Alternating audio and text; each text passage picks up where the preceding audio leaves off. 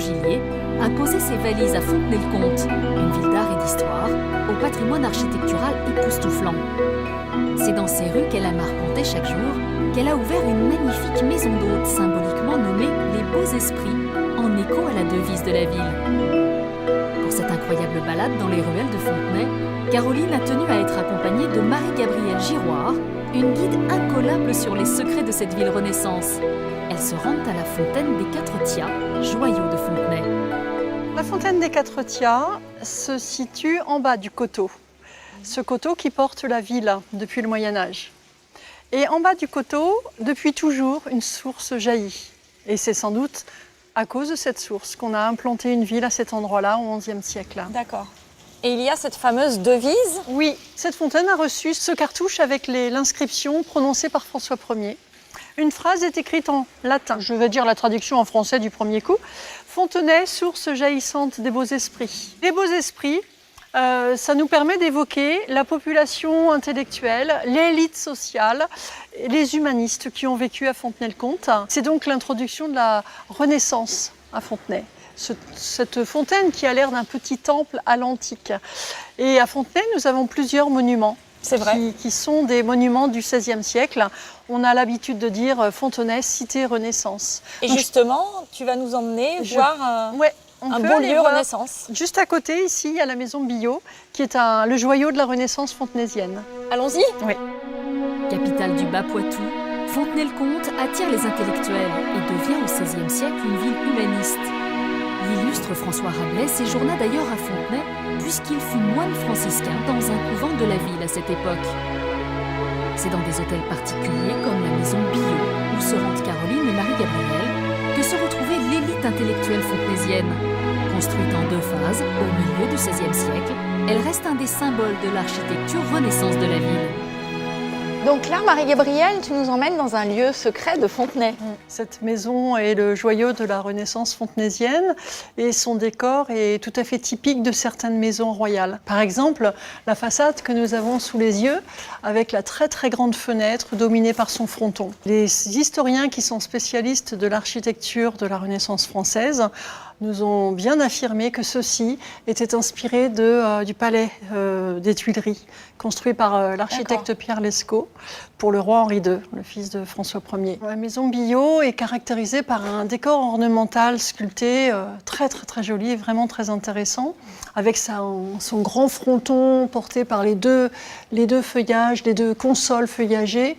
Puis on peut observer les têtes de lion qui ponctuent ces 2 culots. D'accord, c'est vraiment sublime. Si vous passez par Fontenay, prenez plaisir à vous perdre dans les petites ruelles bercées d'histoire de cette ville élégamment marquée par la Renaissance. C'est vers une autre splendeur que nous vous conduisons maintenant, la meunerie de Nieul-sur-Lotise.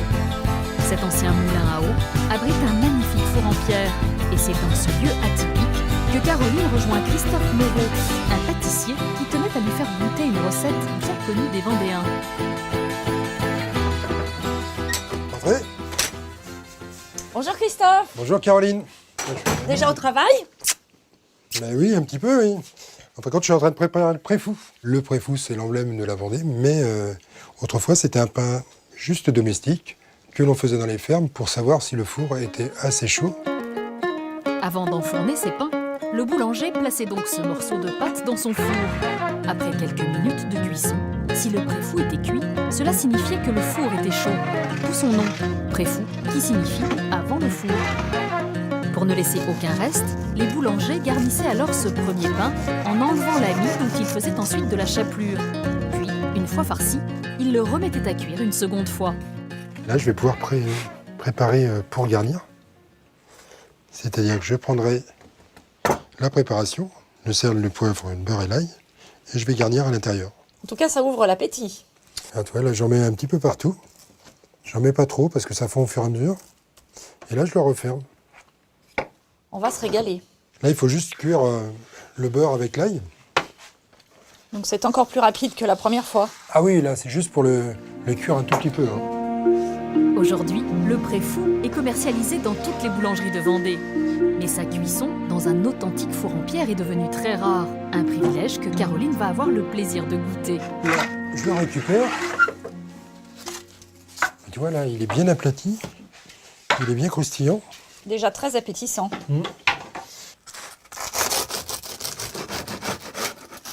Qu'est-ce que ça sent bon. Tiens, Caroline. Merci Christophe. Excellent. Tu vois, naturel, simple, efficace. C'est vrai. Restons au cœur du splendide village de Nieul-sur-Lotise, porte d'entrée du Marais Poitevin. C'est au bord de ces canaux que l'on trouve un des matériaux traditionnels du Marais, l'osier. Depuis des siècles, il sert à confectionner des paniers de pêche. Et c'est pour s'initier à ce savoir-faire ancestral que Caroline a tenu à retrouver dans son atelier Daniel Bria, un des derniers vanniers de Vendée. Ah, bonjour, rentre.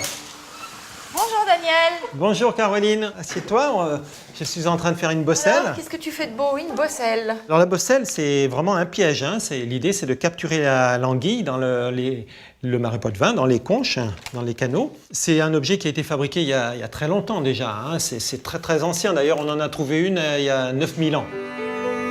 Les rameaux de saule, qui donneront l'osier, sont récoltés en hiver après la chute des feuilles, puis conservés en sève jusqu'en mai, avant d'être séchés au soleil. Pour les utiliser en vannerie, ils seront immergés dans de l'eau froide pendant 2 à 6 heures selon leur taille. Est-ce que tu penses que je peux essayer? Ah oui, bien sûr, tu vas voir, c'est peut-être pas aussi simple que ça ne paraît. Alors Donc, tu je dois tiens la la tenir bosselle, tiens-la entre tes jambes par exemple, comme ça, voilà. Et puis tu essaies, vas-y. N'écarte surtout pas, cherche à rentrer les montants pour obtenir cette forme conique.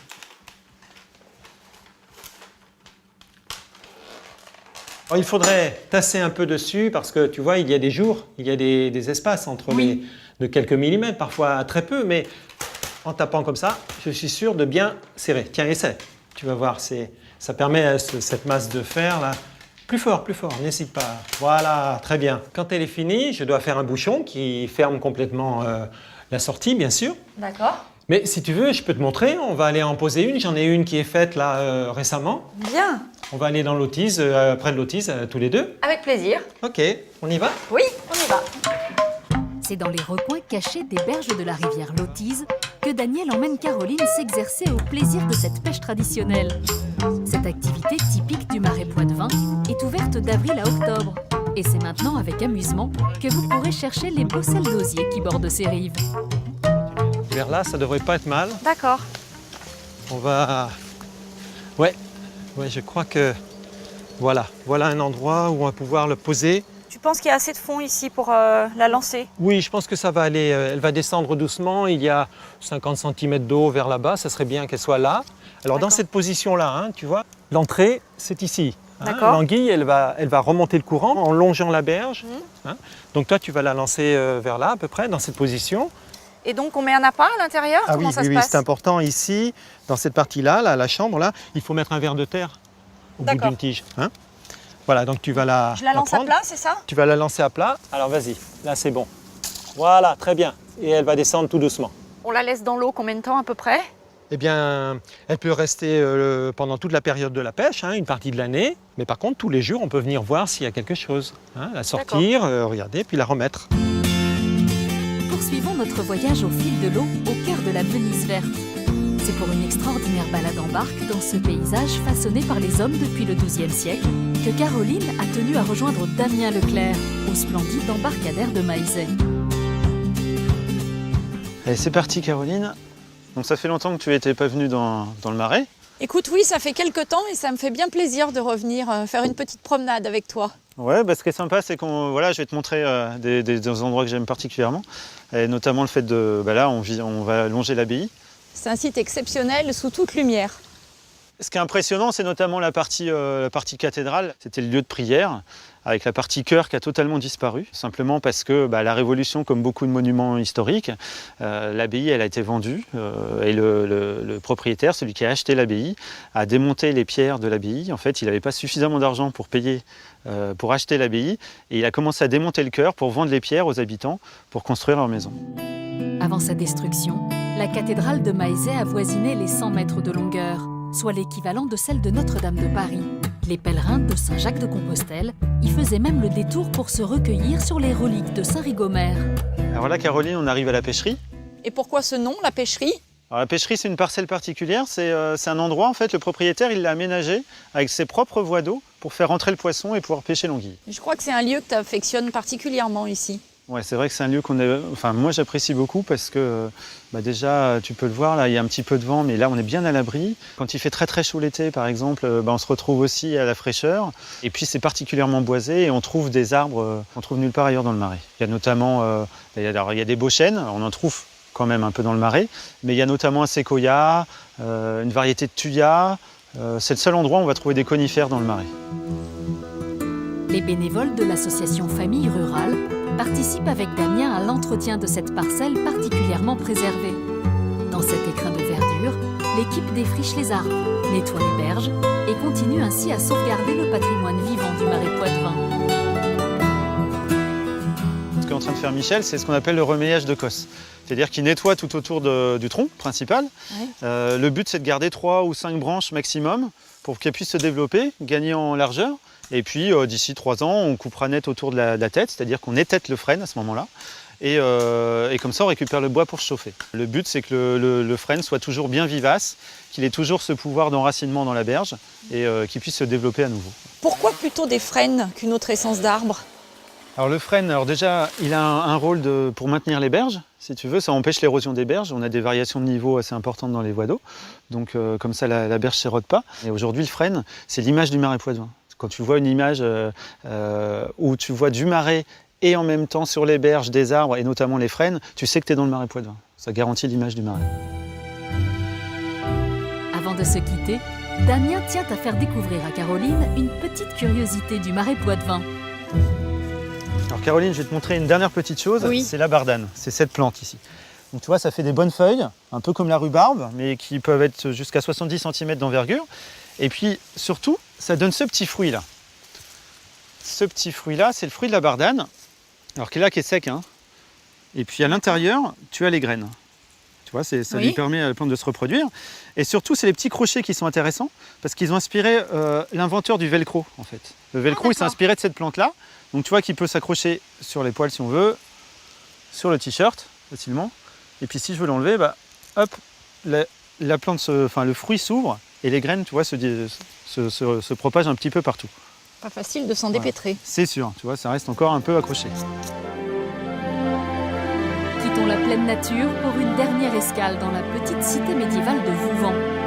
Classée parmi les plus beaux villages de France, Vouvant abrite une splendide église romane du XIe siècle. Mais elle fait surtout la curiosité des promeneurs avec sa légende de la fée Mélusine, qui serait à l'origine de la construction du village. C'est au rythme d'un cheval de trait et pour nous raconter l'incroyable histoire de la fée serpent que Caroline va rencontrer Béatrice Ripaud, une guide passionnée. C'est ce site qu'a choisi Guillaume d'Aquitaine, le duc d'Aquitaine, pour installer le village de Vouvant sur un éperon rocheux entouré d'eau sur 3 côtés par la rivière. Tu vois, la rivière, elle s'enroule autour du village de Vouvant, enserrant cette colline. Et c'est pourquoi Vouvant porte ce nom-là. Vouvant signifie la colline entourée d'eau. Le village est ainsi protégé naturellement par les éléments, mais également par ses imposants remparts construits directement dans le schiste. Il y avait environ 2 km de long pour ce rempart et une vingtaine de tours. Dont la tour Mélusine, dont la tour Mélusine. Et au sommet de laquelle nous allons monter tout à l'heure. N'est-ce pas, Caroline? Oui, bien sûr. C'est pour apporter gloire et prospérité à son mari, Raymondin, que Mélusine aurait construit en une nuit un château fort sur les bords de la rivière qui entoure le village. Le seul vestige qui nous soit parvenu est cette magnifique tour de 30 mètres de haut. Selon la légende, Raymondin aurait découvert que sa femme possédait des jambes en écailles de serpent. Mélusine fut alors chassée du château. Mais à en croire Béatrice, son ombre plane encore sur le village. Alors, Mélusine, elle s'envole. Elle fait 3 fois le tour du château, 3 fois le tour de la forteresse, 3 fois le tour du village avant de s'en aller dans la grande forêt de Vouvant-Mervent. On raconte que Mélusine est toujours, depuis l'époque des chevaliers, oui, Mélusine, elle est toujours présente dans cette forêt. Elle veille sur les habitants de Vouvant, les Vouvantais, sur les Merventais, les habitants de Mervent, le village voisin. Oui, Mélusine, elle est là. elle veille sur nous parce que Mélusine, c'est d'abord la mère Lusigne. Le nom Mélusine vient de la mère Lusigne, la mère des Lusignans.